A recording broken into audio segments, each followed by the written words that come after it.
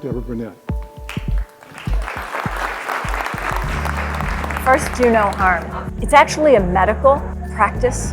We need to be able to first do no harm so that we can figure out how to pull back when necessary, how to withhold treatment if it's obvious that we don't know the route to take, when to go soft, when to go hard, and when to apply full everything that we know from pharmacology, from allopathic medicine, and from our intuition, as well as our training.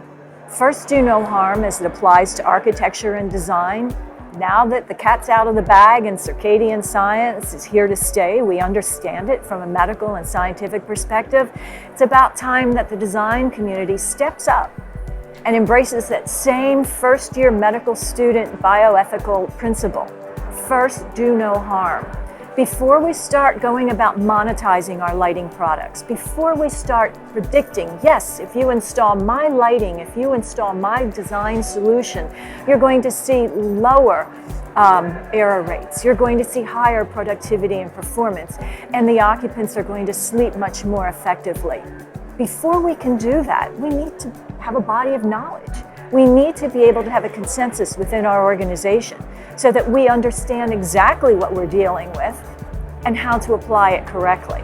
Because it's unfortunate to say, but all too many interior designers, architects, lighting designers, and illuminating engineers really have no clue what the circadian system is about, what it does, what it doesn't do, and the harm that we can potentially inflict on occupants of the building because we're presuming that the color of the sky we see is what our occupants need.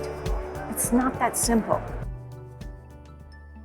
We have to learn how to have arrows in our back, because the first person out there always is the leader and they have the arrows in the back.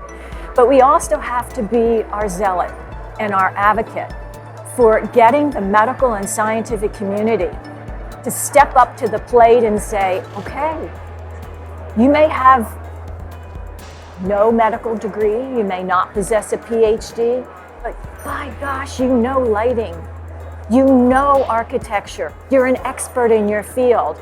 And everything that we know in pharmacology now, in medicine and in science, is environmentally based. And who better than to ask and enlist in their projects than professionals? In my case, I've been practicing since 1978. So I'm an old dog in this hunt, as they say in the South. But it's very difficult.